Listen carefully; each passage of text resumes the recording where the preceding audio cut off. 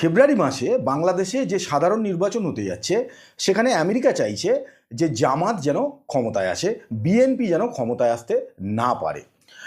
22শে January the Washington পোস্টে একটি report এবং একটি অডিও ক্লিপ তারা বার করে এবং সেখান থেকে তারা দাবি করে যে 1 ডিসেম্বর 2025-এ ঢাকায় আমেরিকান এম্বাসিতে সিআইএর একজন আধিকারিক এবং বেশ কয়েকজন সাংবাদিকের মধ্যে একটা কথোপকথন হয়।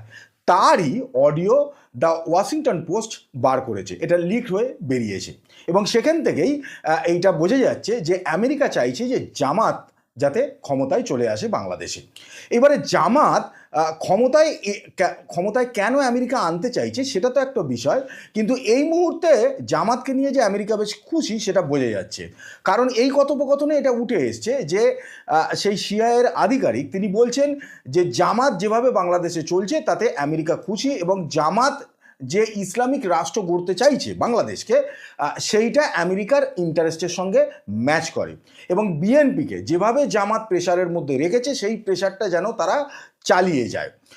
যদি ঘটনাসূত্রে যদি দেখা যায় যে নির্বাচনে বিএনপি ক্ষমতায় চলেও আসে, তাহলেও জামাতের ভয় পাওয়ার কিছু নেই বা জামাত কোনোভাবেই যেন হতাশ না হয়ে পড়ে। বিএনপি বেশি দিন সেখানে ক্ষমতায় থাকতে পারবে না, সেইখানেও কলকাঠি আমেরিকায় নাড়বে সিআইএর থ্রু, যেভাবে শেখ হাসিনার ক্ষেত্রে নাড়া হয়েছিল। এবং আগামী দিনে যাতে জামাত আবার ক্ষমতায় চলে আসতে পারে বাংলাদেশে, সেদিকটা নিয়ে আমেরিকা বিষয়টাকে দেখবে। এর সাথে সাথে 2 নম্বর যেটা এই আধিকারিক দাবি করে যে শেখ হাসিনার যে বাংলাদেশে যে কোর্ট যে বিচার দিয়েছে তাকে মৃত্যুদণ্ডের, সেইটা তার যে বিচার প্রক্রিয়া সেটা একেবারেই ফ্রি এবং ফেয়ার না হলেও আদতে শেখ হাসিনার যে পরিণতি হয়েছে বা বাংলাদেশ কোর্ট যে তাকে সাজা দিয়েছে তাতে আমেরিকা ভীষণভাবে খুশি।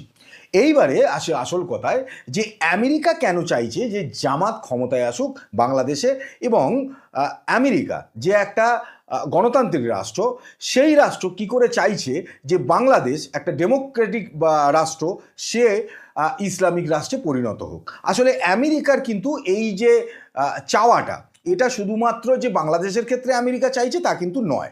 আমেরিকার যদি টোটাল মানে চিন্তাভাবনা দেখা যায় এবং তার কার্যকারিতা দেখা যায়, তাহলে কিন্তু আমেরিকা মোটামুটিভাবে মুসলিম রাষ্ট্রগুলোর ক্ষেত্রে একই জিনিস ফলো করেছে এবং একইভাবে কাজ করেছে।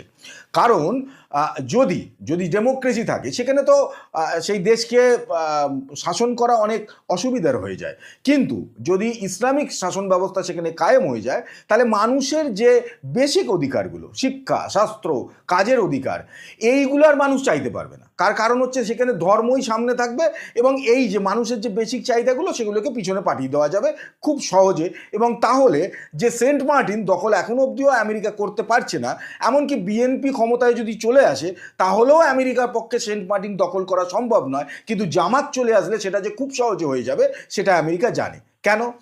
কারণ যদি আমরা আর একটু পিছনে যাই, 70-80 বছর পিছনে যাই, তাহলে কিন্তু দেখা যাবে যে আজকের ইরান, ইরাক, সিরিয়া, যেখানে এই মুহূর্তে একটা ডামাডোল অবস্থা, এই দেশগুলো কিন্তু একটা সময় ভীষণভাবে আধুনিক ছিল, সেখানে মুসলিম রাষ্ট্রই ছিল কিন্তু আধুনিক ছিল, সেখানে মানুষের ফ্রিডম ছিল, গণতান্ত্রিক অধিকারগুলো তারা পেত, তারা সেগুলো এনজয় করতো। সেই ভিডিও, ফটো ইউটিউবে গিয়েও কিন্তু দেখে নেওয়া যেতে পারে।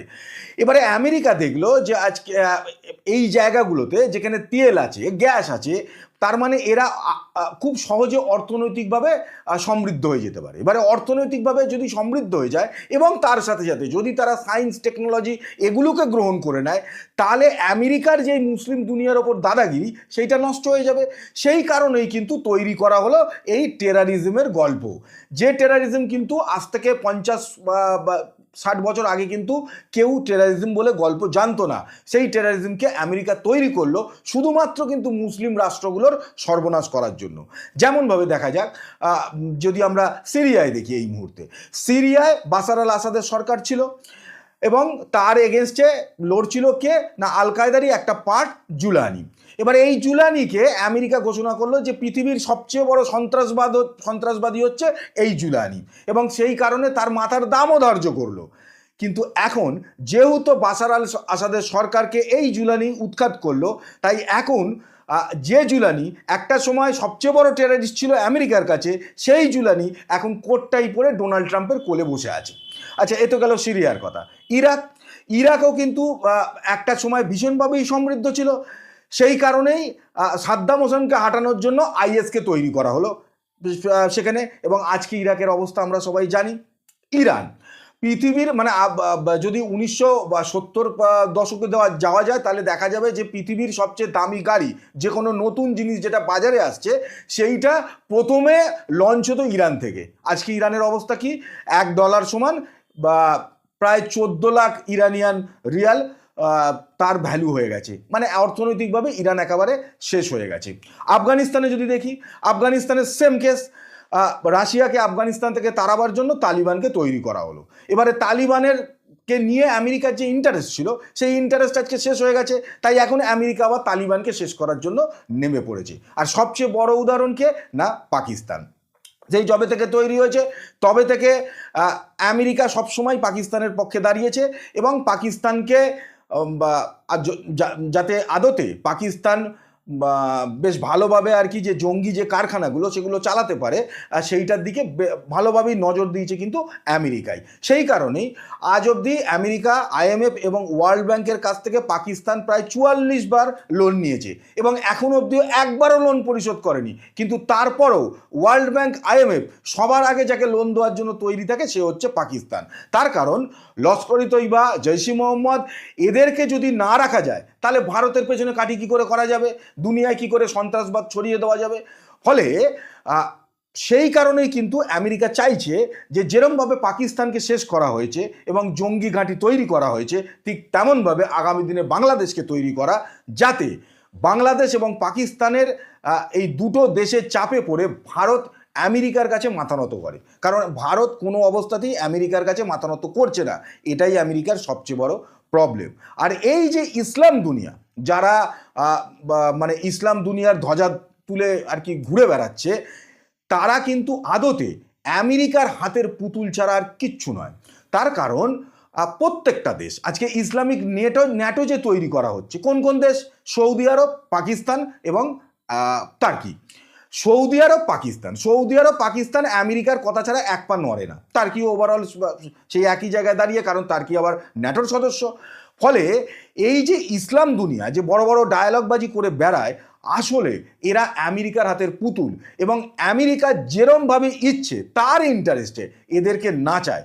আর সাধারণ গরিব ছেলেপুলে, ইয়ং জেনারেশন যারা অতটা শিক্ষিত নয়, যারা আদৌ জিওপলিটিক্স সম্বন্ধে কিছু জানে না, পড়াশোনার সঙ্গে সম্পর্কিত নয়, তাদেরকে ধর্মের দিকে তাকিয়ে ধর্মের কথা বলে মরতে পাঠিয়ে দেয়। আর মধ্যিখান থেকে টাকা কামায় কারা? আসিফ মুনিরের মতো লোকেরা। ফলে কবে এই যে কট্টরপন্থীরা, তারা তো তাদের খেলাটা খেলতেই থাকবে, কিন্তু সাধারণ মানুষ তারা কবে বুঝবে যে আদতে পয়সাওয়ালা দেশরা, যাদের কাছে ক্ষমতা আছে, তারাই কিন্তু শোষণ করছে এই সমস্ত দেশগুলোতে, এবং বাংলাদেশও যে সেই দিকে এগিয়ে যাচ্ছে সেটা বুঝতে কোনো অসুবিধা হয় না। একমাত্র যদি বিএনপি ক্ষমতায় আসে এবং তারা যদি ঠিকঠাকভাবে ট্যাকেল করতে পারে, তাহলেই বাংলাদেশের গণতন্ত্র হয়তো বেঁচে যাবে। কিন্তু আমেরিকা কিন্তু প্রবলভাবে চেষ্টা করছে যাতে বাংলাদেশকে ঠিক পাকিস্তানের মতো ইসলামিক রাষ্ট্র তৈরি করা যায়।